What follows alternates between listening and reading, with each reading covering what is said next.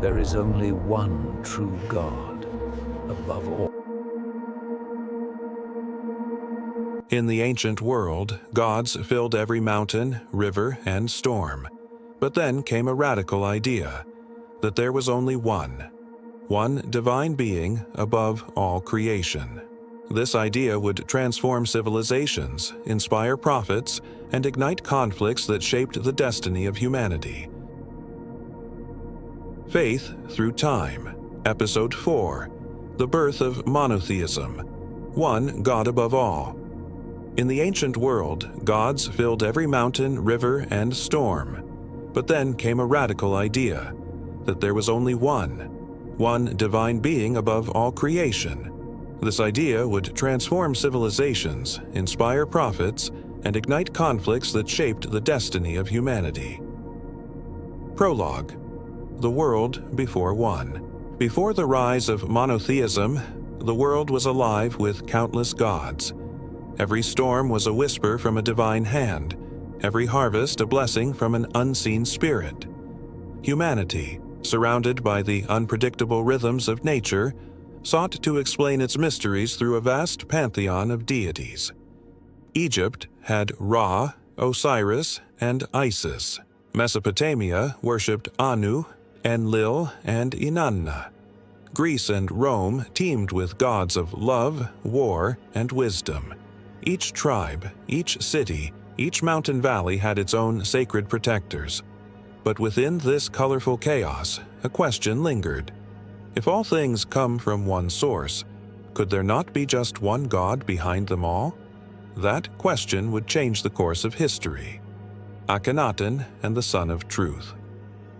Around 1350 BCE, in the golden sands of Egypt, Pharaoh Amenhotep IV made a daring proclamation. He declared that there was only one true God, Aten, the sun disk.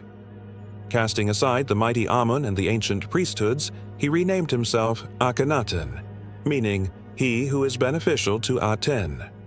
His new capital, Akhetaten, rose like a dream from the desert, built not to honor many gods, but one. In his hymns, Aten was described as the sole creator, whose light gave life to all lands, even those beyond Egypt. To some, it was heresy. To others, divine revelation. But Akhenaten's revolution was short-lived. After his death, the temples of Aten were destroyed, his name chiseled from monuments, and Egypt returned to its old gods. Yet the seed of his vision, one God above all, would endure. Zoroaster and the Fire of Wisdom. In ancient Persia, perhaps a century or two after Akhenaten, another visionary emerged, Zoroaster, or Zarathustra. He looked at the world and saw a battle between two forces, truth and falsehood, light and darkness.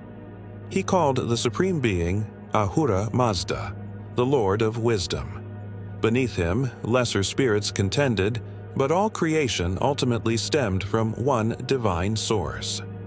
Zoroaster's teachings gave rise to one of the earliest ethical monotheisms, where morality was not merely divine whim, but a universal law.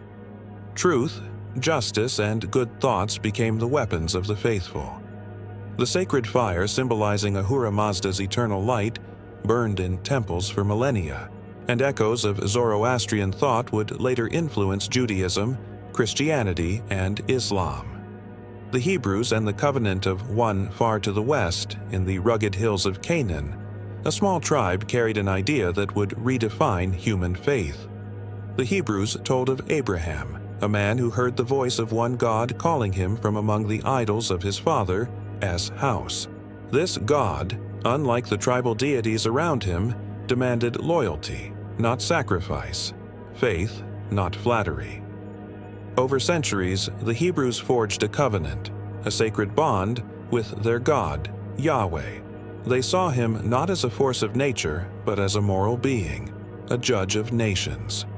Through drought, exile, and slavery, they clung to their belief that Yahweh alone ruled heaven and earth. While empires rose and fell, their God remained unseen yet omnipresent. a radical concept in a world that demanded statues and temples as proof of divine power. Exile, revelation, and identity. When the Babylonians conquered Jerusalem in 586 BCE, the Hebrew people faced a crisis. Their temple was destroyed, their priests scattered, their homeland lost. In that darkness, their faith transformed. Without land, without king, they turned inward, to the written word, to prayer, to law. It was during exile that much of the Hebrew Bible took shape, codifying monotheism into Scripture. The prophets, Isaiah, Jeremiah, Ezekiel, declared that Yahweh was not the God of one nation, but the Lord of all creation. In suffering, they saw divine purpose. In exile, divine test. Theirs was no longer a local god of war or harvest, but a universal God of justice and compassion. Monotheism had taken its final, indelible form. Philosophers of the One. As the ancient world matured, philosophers began to speak the same truth through reason rather than revelation. In Greece, thinkers like Xenophanes mocked the idea of gods made in human image, arguing instead for a single divine mind that governed all things. Plato and Aristotle would later imagine a first cause, an unmoved mover, eternal and perfect. Even outside the Mediterranean, the idea of oneness spread. In India, the Vedic hymns spoke of that one, a single reality behind all existence. Everywhere, humanity seemed to be converging on a single insight. Unity lay at the heart of creation. The legacy of monotheism. The belief in one God reshaped civilization. It birthed moral law, sacred text, and the concept of universal justice. From Jerusalem to Mecca, from Athens to Rome, the idea that there is one divine truth became the foundation for countless societies. But with unity came conflict.